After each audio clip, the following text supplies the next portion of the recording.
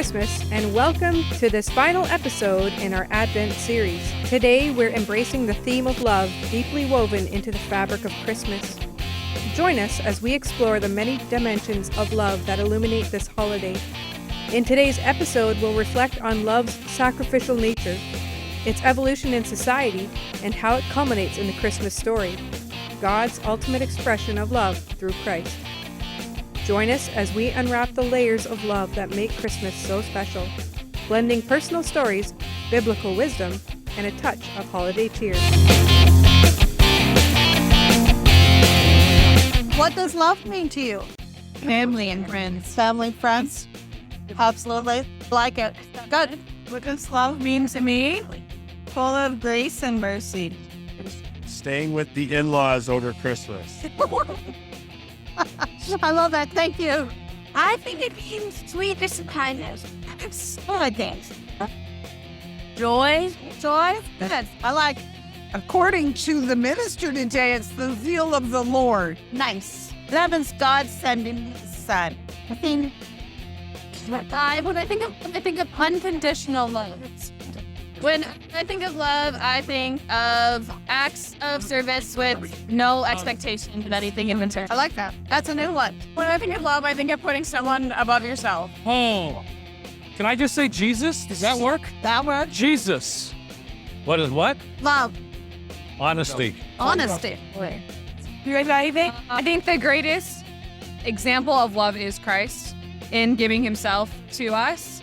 And because the fact that he took on the sins of the world and then actually bared that and put it through, and then even on the cross asking his Father to forgive those who have put him there, is definitely the greatest example of love. Nice. That's a love is. Nice. Ditto, man. Awesome. Thank you, girl. What does love mean to you? Family. Family? I don't know. You can use the same one. Okay, family. Family?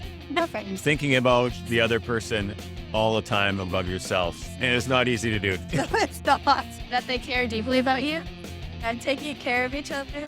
They think about you. Okay. I like that. Love just means like being with my family. I feel loved when I'm with my family and just being together. Being at home with my family.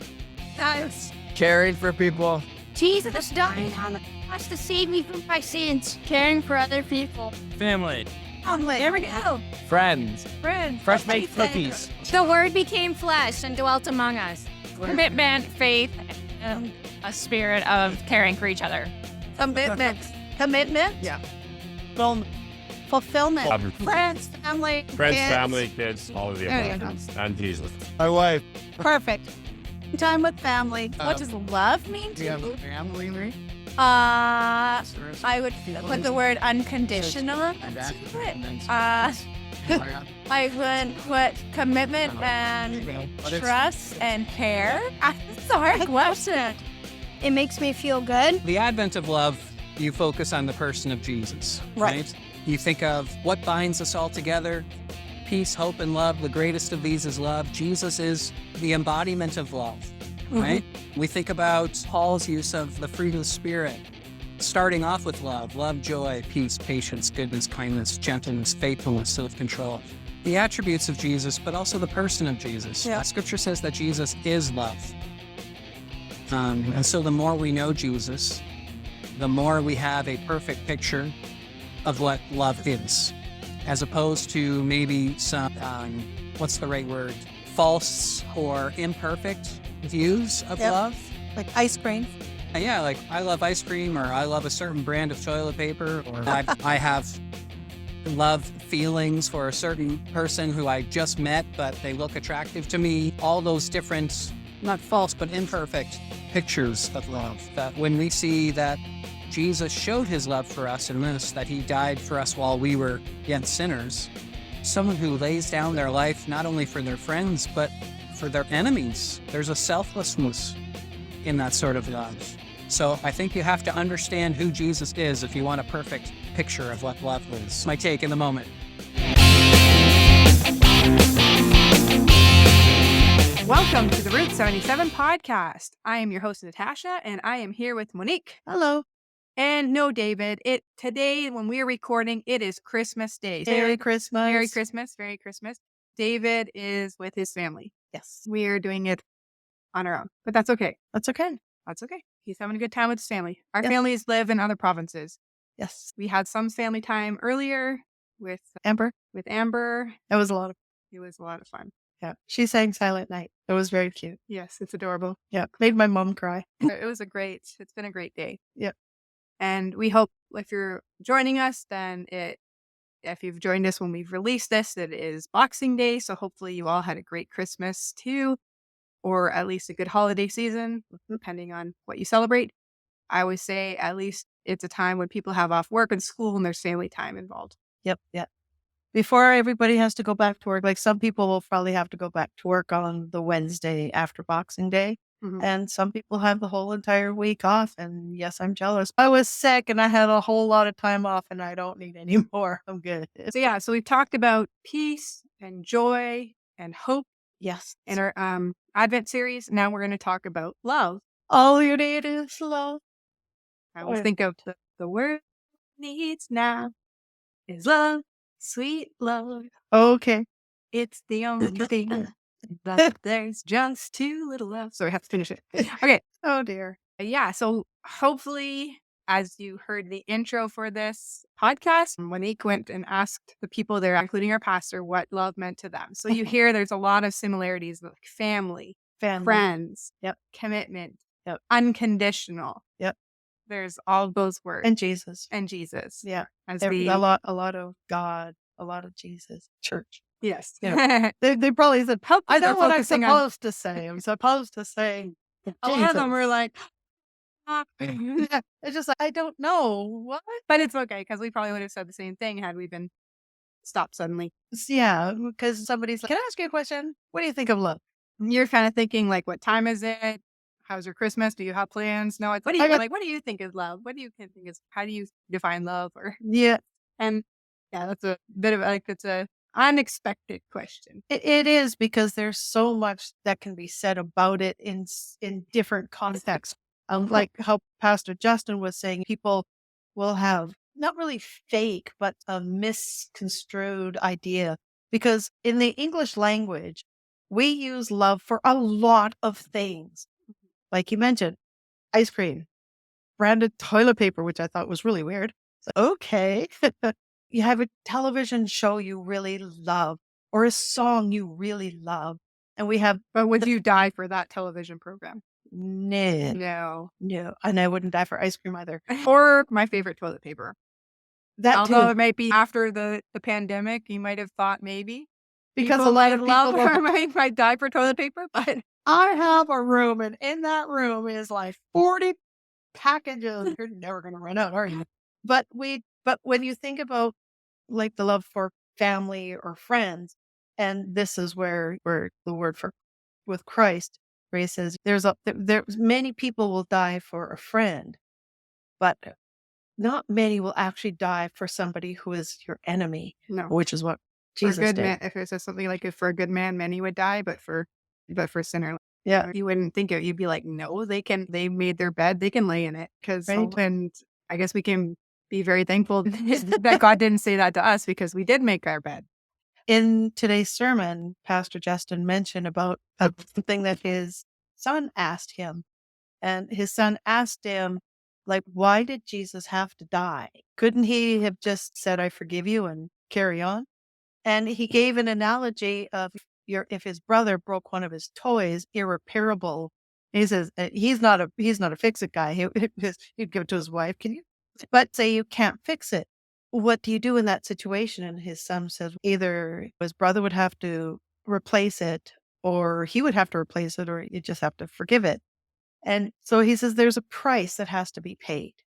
When there's a mistake made, if somebody makes a mistake, there's a price that has to be paid, regardless of what it is. And it's just sin is more than just a mistake too. Sin is more than just a mistake, but there is a debt. There is a price that has to be paid, and that is ultimately the purpose of Christ coming to earth, being born as a human, fully God, is that he needed that human part that needed to die for our sins. Mhm. And the God part that had to raise him up from the dead. Hello, we need that too. Thank you very much. But it's hard to imagine as a human person that the God of the universe decided to be born into humanity as a human and all the messiness that comes with that. That's how much he loved us. If you think, if you've We ever kind of think of it like he had an easy sort of life because he was God. And so you're like, he wouldn't have cried or been unhappy or sick or like, because he's God. Yeah. But Yeah. Away in a Manger, that song Away in a Manger, where it says, no crying he made.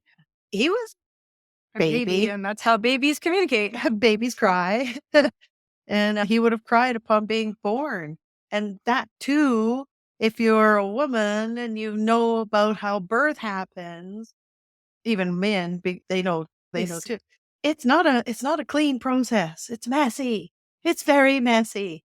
The idea that God did that, I just don't know what to think about it. Yeah, it talks about him coming like, you're coming from where you don't have any hardships and He left his and throne, left his throne. He with left glory, his to come. and walk on this dusty, Yeah, dirty. like when you really think of it, like how many of us would have made that choice? No. We'd have been like, yeah, no. Because we just have to look at ourselves and see what comfort gives us and what we will do to keep the comfort and avoid to not be uncomfortable. Right. And to avoid anything even remotely resembling pain. Yes. And that means persecuting pain for standing up for things that God has deemed as wrong. And I don't mean that we run around just chanting flax or whatever, like down the road at pride parades and stuff like that. There's times and places to stand up for what God has created as true and good, but we will like avoid that. And we say for the sake of peace, Right. or inclusivity or tolerance, which we can talk about another podcast about what that really is. But we're just looking about how we will avoid discomfort and inconveniences. And inconveniences, yeah. And having people not like us or anything like that. I've heard of stories like World War II stories of people in the concentration camps, where there's this one story about this man who was about to be killed. And I guess somebody had asked if somebody wanted to take his place. And a priest stepped forward and he said, I will take his place because he's a father with children. Mhm. And I am not. So sacrificed his life in order to give this other man a chance at life. Yeah. But we don't do that. And they actually stopped asking because it created a big movement at that time in that camp towards Christianity. And so they stopped asking that question. Oh, you know the story too. I heard it, yeah. Yeah, see? So it's one of those kind of things where as a Christian Because believer, it even affected the guards. Oh, really? Yeah. Oh, okay. More about the story than I do. That's a little bit. A little bit more than I do. But this is how, when you are a believer in Christ, where you can see how that kind of thing can be a thing. For some people, and for various reasons, they would do that. I can't see myself doing that yet. Mind you, I've never been in that situation. And how do I know, right?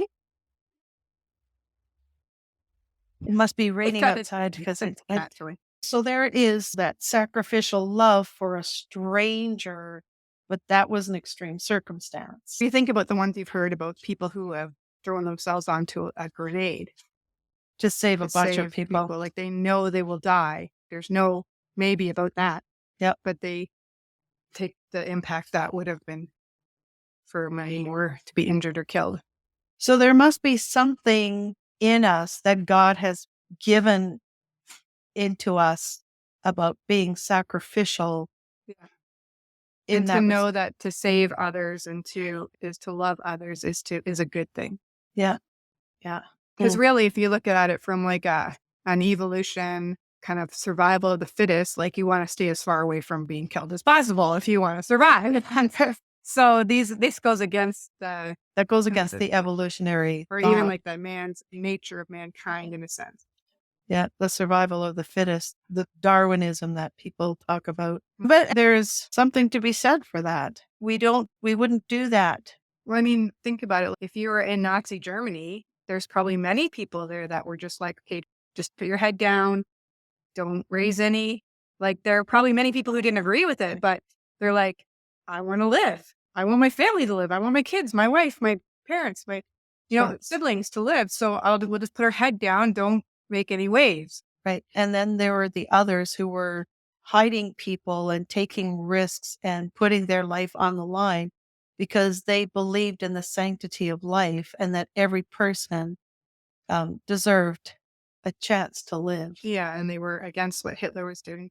And yeah, in many cases in all over the world and different types of regimes and things like that happens, there's going to be the people who put their head down and you can't blame them. No. You're just trying to live.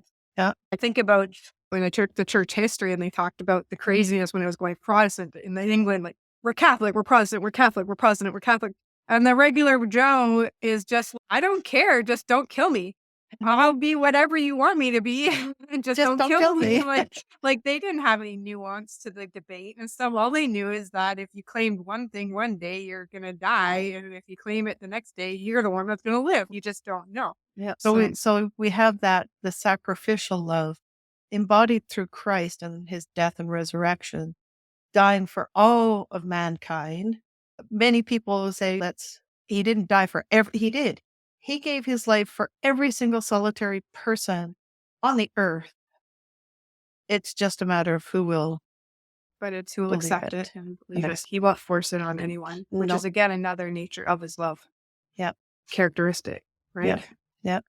So, and another one that people said a lot of is commitment. Yeah. Yeah. We live in a world that despises commitment, really. Yes. If you think about the divorce rate. But even if you look at things like, look at how we want ease of access. We'll go with whatever company will give us the best deal, the most Netflix or Prime or Disney Plus. Like, one thing I like about Prime is that you can add and take off things at will. And I'm not saying you have to be loyal and then just get cable and then deal with what you get given or whatever. But it's just like, we live in a society that's very like me oriented. Yep. You get your personalized way of living is what you want, and you'll get it. Yeah. And if you don't give it to me, then I'll go to the person who will. Yeah. And the person who will give me the best deal. Like, we saw that in where I work with barbecues. A person came in to purchase barbecue and then came back and asked for their money back because they'd found it somewhere else cheaper. And we can't blame them, because in today's society, where everything is so expensive, if you can find something even $100 cheaper, you're going to go there, because $100 is still $100. I think about it when I got Oakley sunglasses one time. They're a lot cheaper than you usually get them. They're sports ones. And I loved them. It was just a deal that happened at the time, and I was able to get them for $50, and they're regularly almost $200. But they've gotten scratched up, and I needed a new pair, and I was like, oh, I gotta go. I can't go cheaper now because they're so good and I'm so used to them. So I went to their site and I'm like, oh, $180. Okay, we're just going to go with it. We're just going to go with I did with my birthday money type of thing. And that was what I went with. And then my birthday's October. Then, of course, Black Friday sale comes along and I see an ad for the same sunglasses for $50 cheaper. And you're just in there going, oh my gosh, I can't believe this, blah, blah, blah. But then you think about it, you're like, I was willing to give it at $108. It would have been nice to be $50 cheaper, but like, I was willing to, I wasn't like, oh, if it was $50 cheaper, I would have gotten them. No, I was willing to put that money out. Note to self, wait for Black Friday. Right. Especially when it's October. But we are in a society where it's just like very individualistic and like, how many grocery stores have to have the matching, or they won't, or people will go elsewhere. Yeah. Because I might be able to get it cheaper at Best Buy, Save On or something, but then you go to Walmart and it's cheaper, no frills, and if you can find the advertisement, you can get it cheaper at Walmart if you have the equivalent. And so as a business, you're like, I had this advertisement, but now they're all going to Walmart because you can price match. Now other companies are having to price match. Same with Rona and Home Depot. They have the whole, if you can find it cheaper elsewhere, we'll give it to you for that price minus 10%. So they'll come back and they'll just be like, I'm already here. Even if they price match, I'm here. But then they'll make you go there because you got the extra 10%. I said, can we kind of go both ways and then go back and go, at Home Depot, I got a quote for this minus 10%.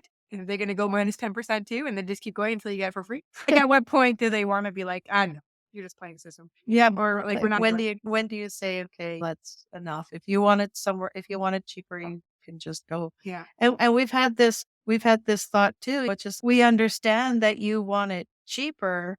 It's not even the same product.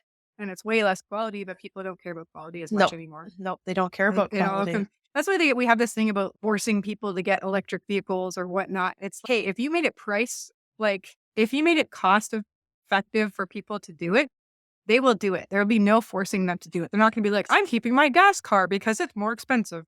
They would go electric if they knew it was going to save them money in the long run. And that right now, it's not saving people money in the long run because to get it fixed is ridiculous amounts of money. If the battery goes, it's ridiculous amounts of money. You have to buy practically a whole new car. Like, it's not cost effective for people to do it. So people are only doing it if they actually have quite a bit of money and they can afford to do it. I'm not doing anything. I'm just over here minding my own business. And that's the thing that I like the idea of the electric vehicle a little bit. I don't know if our infrastructure could handle. I don't think the power grid can handle a massive influx of people. And I know that the electric companies are trying to work on that. Well, they're already trying to bring in what they have in Ontario and BC here. They're trying to bring in timed electric use. And it was a pain in the butt in Ontario. And I'm so glad we don't have it. But now you can elect into it. Yes. And I'm like, no, thank you. Because I'm not always home at the right time. Sometimes I'm home on a Tuesday in the day and I need to get laundry done. Yep. It's just, I saw it too and I'm going, yeah, chances are it's going to cost us a whole heck of a lot more in electricity than it already is costing us. And that's the thing too, is that electricity is not cheap. No. It's very expensive. Our gas bill is not even a quarter of what our electric bill is.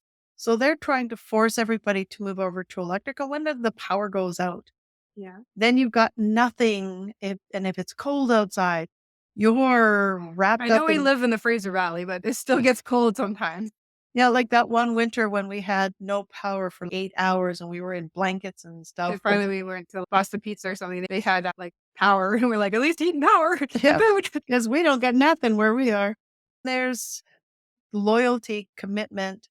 These kind of things are just not something that we are accustomed to doing anymore. And so, we live in a place that doesn't have a commitment thing. Loyalty's not the same. You lived, and again, it's not all one-sided. Companies are to blame for some of it, as well as people who buy. And I think the same thing with employers and employees. There's stuff on both sides. But if you look now, how long does a person work somewhere versus 50 years ago? Right. You started at the bottom, you worked your way up, you retired from the same company. Now it's every 5 years, some people move. It's something like that. Yep. That's the statistic. And it's generally because of work that people move. And they go where the money is. Yeah. And if you don't like it, they move somewhere else. And again, it can go both ways. Yep. Employer, employee. I'm not going to put it on any one side. We live in a world that is evolving socially. And this is where it gets really quite interesting too, is because we speak of the faithfulness of God. No matter what, God's not going to go to a cheaper copy. Or find an easier people to deal with, because how many times do you see that of Israel and she's like, why am I still here dealing with you people? But I am. And he probably says that about every single one of us. It's why am I still calling you? It's just because if you look at especially the prophets, there's a whole lot of sarcasm going on by God. There is. He's a very sarcastic God. But he talks when it comes to sin. Oh, you're doing this again? He's just like, oh, how are those wooden idols going for you? You made them. You want to go worship them. How's that working out for you? That's literally what it's saying. Have they spoken to you yet? Isaiah is so full have sarcasm. It's like we had to stop and laugh with just the craziness. But We wonder where we get it. yeah, God is definitely sarcasm is part of God's creation, and it's Yep. can be used for good as well as evil. Like anything that we've been given, we can use it both ways. But it's just we have to. It's interesting that people talk about love and family and friends and commitment. Those are all. It's like we envision like a Norman Rockwell painting, or Like Thomas Kincaid. Thomas Kincaid, like just the peaceful and the family and the 2.5 kids and the dog and the fireplace, and it's just Lights. even though that's not the Warm standard kids. anymore, it's just. But we have this idea that it's just like a coziness, and that's not a bad thing to think about, because there's a security. Yep. There's this like a stability within that I think we yearn for. Yeah, and I think, like you said, it's what we yearn for. We yearn for that. When we were kids growing up, we always spent Christmas with our families. Like, we would go to my grandmother's house. My mom had 2 brothers and 3 sisters. 6. There were 6 of them. They all married. They all had kids. We all went to. If you know what a duplex is, it's a half a house. And my grandmother lived in one side of a duplex, and we would all sit, all 10 children, adults, parents. We're all sitting there in her tiny little living room, pretty much one on top of another. And she would make all this there was cake, there was coffee, there was soup, and we would all gather together at grandma's house, and we would all have all this. And it was such a big thing that we did. My family now talks about nobody doing that no more. We don't do that anymore. They don't go to today. They did. Sometimes it happens too, is like we live in a broken world. And so there are broken families, which doesn't mean that there's not God-fearing families that live in this happens. But now we have 4 parents. Yep. And then we have how many grandparents? And then they get married. So now you've doubled that. So who do you spend the Christmas with? And then without offending the other people, or do you spend one Christmas here and the next Christmas there? And it's not the same as it was. Like I remember, growing up, went to my aunt and uncles. They had everybody and their uncle like there, and the kids, and growing up with my cousins. But that's so much harder now. But I find it interesting, like we always spent every Christmas there, and you wonder like what. But also, you also married people. There tended to be a tendency to marry people from within your community. So you'd bring those extended family all to one place. And so it wasn't quite so much like one person lives in Calgary and the other person lives in PEI or something, but you actually all lived in the same community. So that kind of, and then say like my aunt and uncle who now live in Calgary, but used to live in Toronto, like they used to come down. And then, but it doesn't mean, it just makes it so difficult to get together now. Just there's so much dynamics. And because of the consumerism, there's so much more work days around the holidays, around Christmas now. Like before you'd get a week off, now it's like you would be lucky just to get Christmas Day off, depending on what system you work in. If you work at a restaurant, good luck. If you probably get paid extra, want to work that day and take the next day off. Like it's just not the same. And then the people are celebrating like a week ahead, or whenever people can manage to make their schedules align. And then it's like Christmas Day itself, and it ends up being like, oh, I'm home when we've done all our celebrating and we opened our gifts like 3 days ago.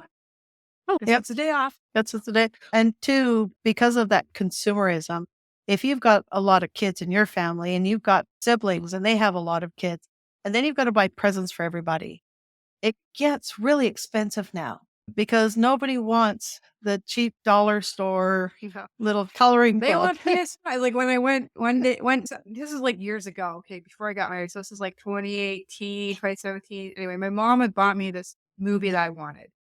But the problem was I was a Blu-ray and I didn't have a Blu-ray player. She hadn't realized. So I just needed to exchange it for the DVD. So I don't normally exchange gifts. It's just she hadn't realized, and all I wanted to do was a straight swap. Like it wasn't like anything else. But the lineup was ridiculous. This was like maybe 3 days after Christmas. And there's people bringing back like Xboxes and Nintendos, and because they got duplicates. Oh, wow. And you're like, really? I got a movie. One kid got 3 Xbox? Yeah. And it's what? I mean, we got the Sega Genesis and it was a family gift. Like, it was I think we got Atari. That's how old I am. yeah, we had the Commodore 64. It's like we're aging ourselves with our first consoles. But yeah, but it's just like when we got the Sega Genesis, this was a family thing. This is what we were getting. It wasn't, Yep. and it's not like we had that for years. That's Yes. all we had. Yep. I got an N64, and that was a few years after it had been out because I played the Legend of Zelda on my cousins, and I wanted it, and I found it for $80 in the newspaper. My mom always knew that my thing was music. So my first was a little blue and white record player. Oh, nice. So it had a little opened up and I could play records in there and I could still, even if I think about it, I can still remember the smell of it. Yeah. And then growing up, I babysat, I got my own stereo. So then mom moved me over from the record player. I got a cassette recorder. But, We had that. My cousin and I had this. We had to record and play at the same time, or would it work? Yeah, and you could record off the radio. Yeah. Your favorite songs. And if you're around this age, when the tape on the cassette would start to unravel, and you'd go with the pencil. You get a pencil on your weaving it back. Yeah, the current generation has no knowing of the struggles that we've been through. And then I remember when I got my first CD Walkman, that was the cat's meow. And I got one of those thing that I was with me taking it on the tractor, and like you'd hit bumps and it'd be skipping, and I'm like, this is annoying. I like my Walkman better because it did skip. And now we've got Our phone, which is our all in one. phones. And you got everything there, and you can even just listen to YouTube if you Well, want to. even Or like the Spotify. recording you did at church was on your phone. Like it's an all-in wonder in Yep. our pockets, and we take it for granted. Even though we lived through all that, we were like, yeah, I got my phone. I got my phone. Yeah. As long as I got my phone, I'm fine. Yeah, that's why I remember somebody saying, like, if you left for church and you forgot your phone, you'd probably turn back and get it. But if you left for church and forgot your Bible, you'd be like, It's on my phone. But I'm pretty sure I'd be would turn it back not because my Bible was on my phone, because you could always get another Bible at the church. right? But Because you'd they've be got like, those "Ooh, there my too. phone. I must have my phone. What if I get in an accident?" No, that's Or we a like to break say down that. and We like to say that, but that's not why. no, it's become a second skin to us. Yeah. Yeah. Yeah.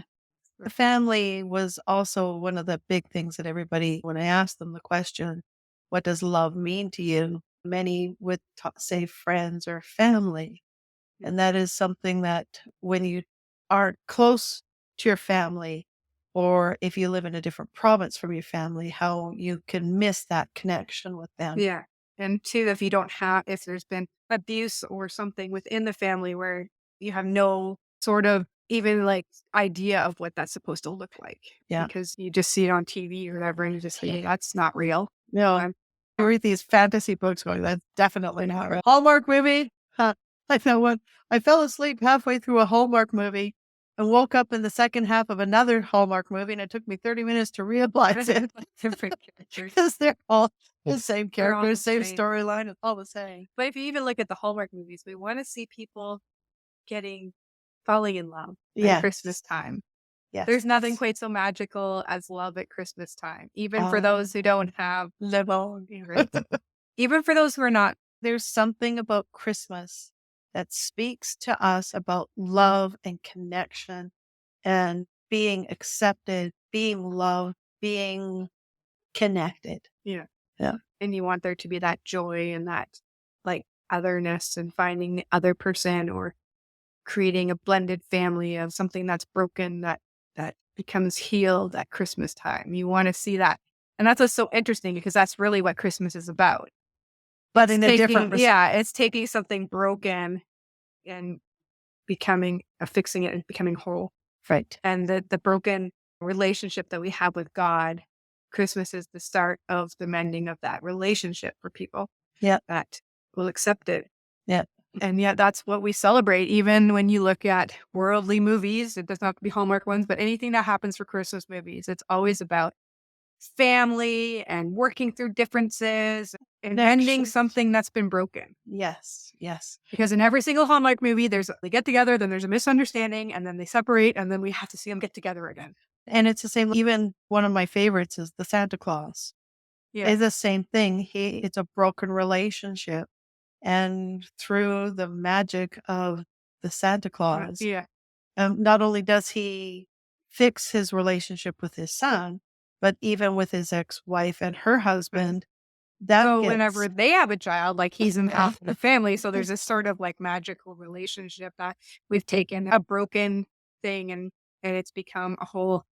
It's different, but it's a good different. It is, and so we want to see that at Christmas, and that's the love story of Christmas. We talk about love stories in such different terms, but the love story that God has for his people is just.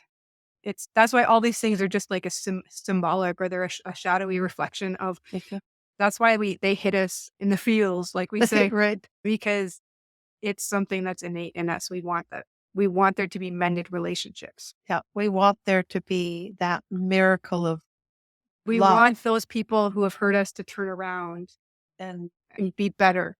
Yeah, the poor people who are abusive to be better. The people, because how many shows are based on redemption? The bad guy, it's not really, he's bad, but it can be turned around. He can be redeemed. He's just misunderstood. Or if he just knew the truth. And it's not just he, by the way. No, or if this person would just know this truth, then they would turn their lives around.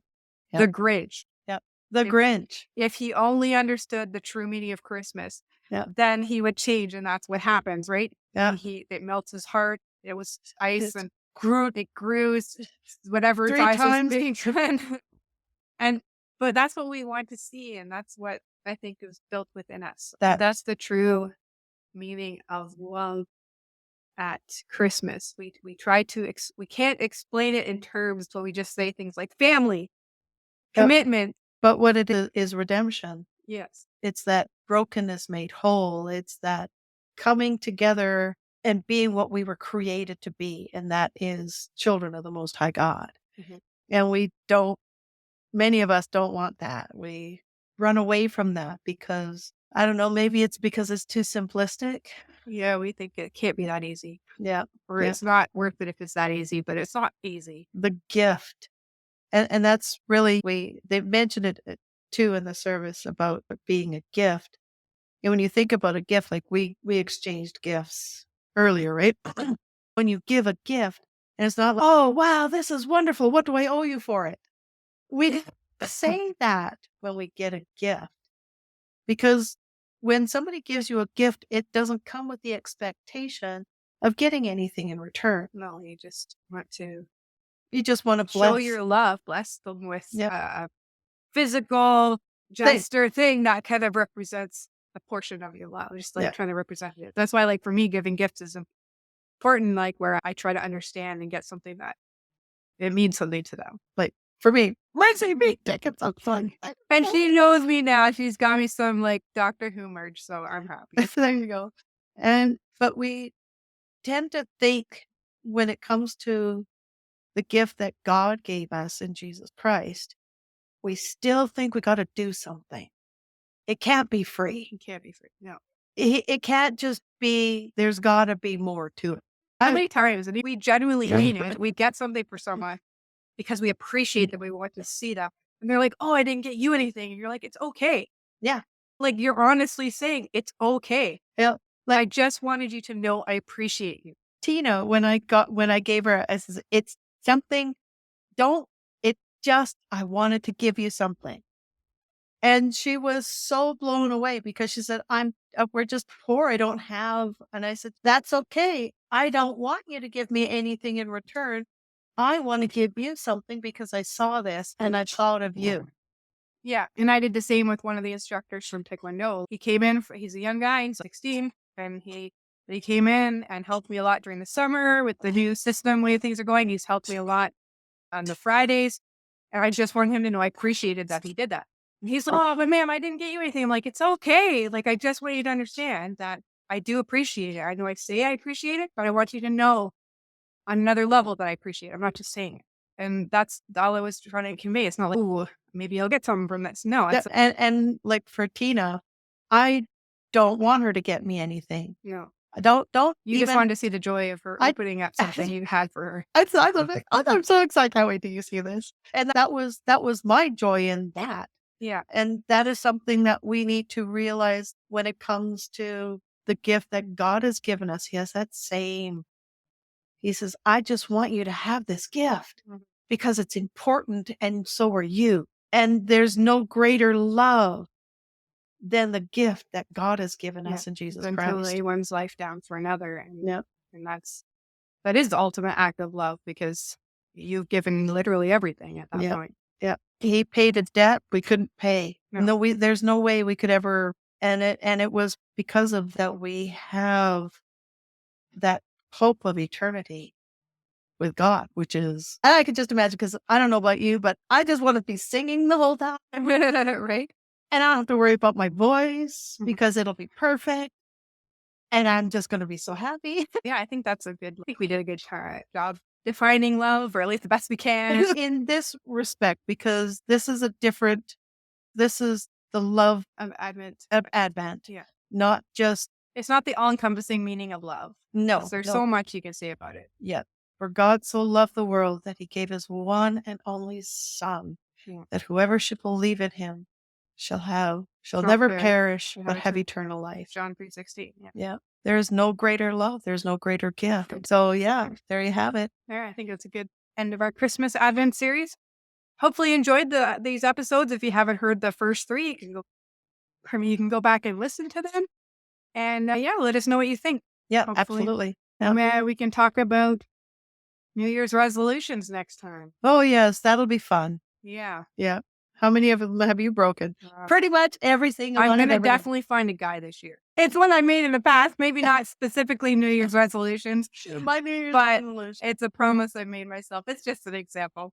that you're gonna find. I'm gonna lose weight. That's my New Year's resolution. There we go. Me too. But I didn't get for Christmas what I really wanted. New knees? Yep. Yeah, I wanted neither new did I. knees. Santa, where were you? I know, right? Santa's not real. Maybe if I lose a little bit of weight, the pain in my knees might go with it. Yeah, might work that way for me It too. might work that way. We'll have to see. We'll let you know. We'll let you know. This is our New Year's resolution. Yeah, we'll see how we, especially since as Taekwondo teachers, we tend to be given Boxes and boxes of boxes chocolates. of chocolates. And this year we got a lot of good ones. Yeah. I've already eaten like half a box of chocolates because they were caramels with salted caramel. Yeah. Just buy a small box, like the one with 4 in it. I'll be happy with that because I can eat those ones and be like, that was good. On to something else now. But then there's also, the turkey and the mashed potatoes and the gravy and the stuffing. And then we got the pie and the whipping cream and the hot chocolate, and it just goes on and on. That's why they talk about the Christmas week. Yeah, and they talk about how many people buy gym memberships after the new year. Yeah. and then never go again, and they still pay for it. We years technically later. have a gym membership with the Taekwondo. We got to do it.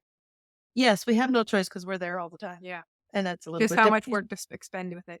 That's the thing. It's a little bit different, but we transgress. We will talk Digress, about we this digress. next. Digress. Yes. We will talk. Digress. That's the word. Yeah. I know it had an S Yes. in there. So we will talk about these New Year's resolutions. We will continue this conversation next week. Yes. This is like a preview. Preview. And David should be here, hopefully. We'll see. Yes. Because we'd like to see his New Year's. We have a Really? few of those for that boy. Yes. Come back to Taekwondo. We'll see you here next time and hope you enjoyed today's podcast. Thank you and Merry Christmas. Happy New Year.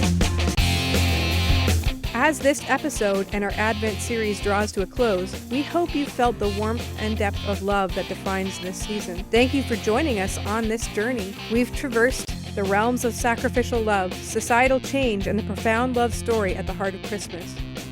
As you continue to celebrate and exchange gifts, let's remember the greatest gift of all, the love of God made manifest in Jesus. This love asks nothing in return, offering itself freely and wholly. We're excited to continue our journey with you into the new year, exploring the impact of resolutions and the fresh beginnings they symbolize. From Monique, David, and myself, we wish you a Christmas filled with unending love and joy. May the spirit of love we've discovered together today stay with you throughout the coming year. Merry Christmas, everyone, and remember to live your single life to its fullest.